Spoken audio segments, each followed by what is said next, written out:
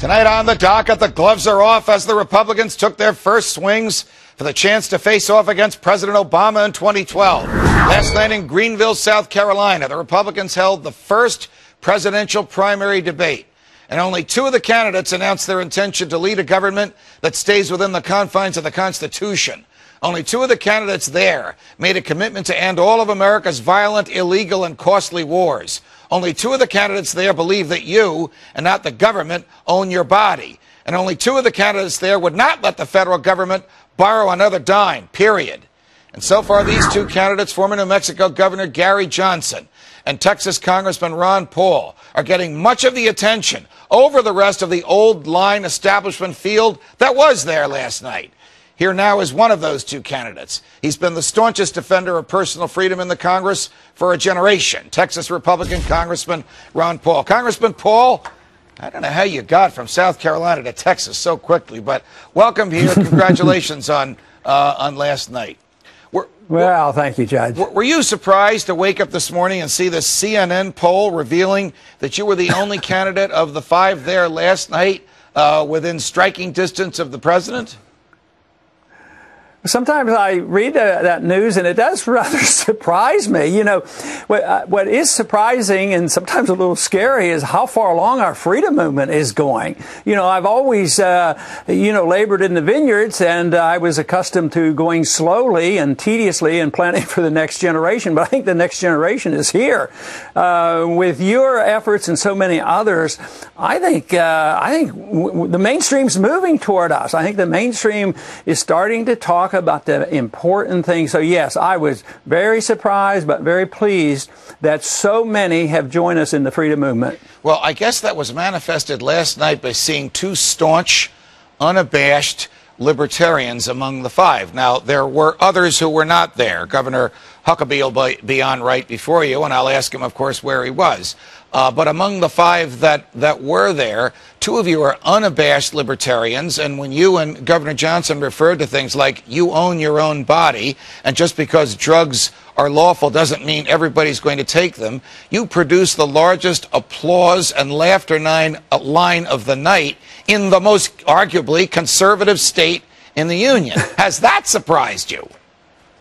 Yeah, it sure did. And, you know, sometimes, if you think long and tediously about answers, they might be more complicated because you're trying to be cautious, but sometimes these blurting out the truth even surprises the person that does it. So when it came with this issue of drugs, and we frequently talk about drugs and we use this example. Well, if drugs were legal, you talk to the drug warriors, say, if drugs were legal, would you use them? Oh, no, I wouldn't use them. Well, why do you think anybody else would?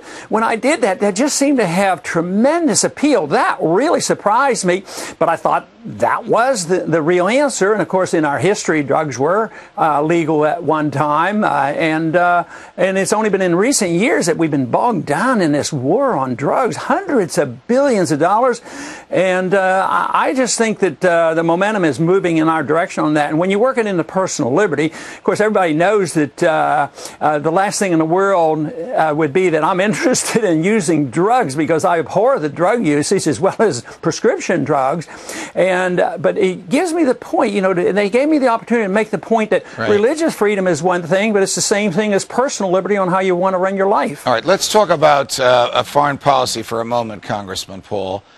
In the last 2 days, you, along with at least one Democrat and a couple of other Republicans, have introduced legislation in the House of Representatives to terminate, not overnight, but in a militarily prudent way, our presence in Afghanistan, arguing, as you have, that with Osama bin Laden dead, with virtually no al-Qaeda in Afghanistan, the purpose of our going there 10 years ago has been served, and there's no purpose in staying. I think that argument is going to resonate with Republicans and with Democrats. What do you think? Oh, yeah, and I think it's a lot easier, Judge. When Clinton was pursuing some of these adventures, Republicans objected. But when Bush did it, they didn't object. Now we're going to get more Republicans objecting to Obama. So I think it's just great that this is happening. And the resolution that we introduced, actually, it was very well planned. And Jim McGovern and Walter Jones deserves a lot of credit on this.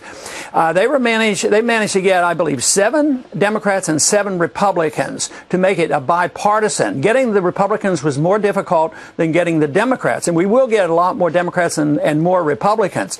But it came, really, we had been planning this for weeks, a long time before bin Laden was killed. But it really fit into our schedule just perfectly, saying, hey, declare victory and come home. Right. And I think a lot of Americans are thinking that way, because before bin Laden was killed, 70% of the Americans were saying, enough is enough. Let's get out of Afghanistan. Congressman, before I let you go, what's the most important issue in this campaign to Ron Paul as you seek the Republican nomination and as you, if you get the nomination, seek the presidency?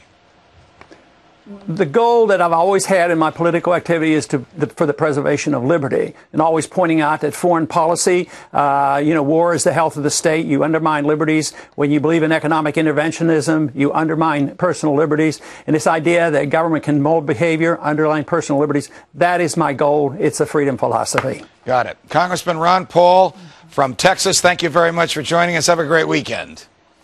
Thank you. Many believe the next GOP presidential debate will include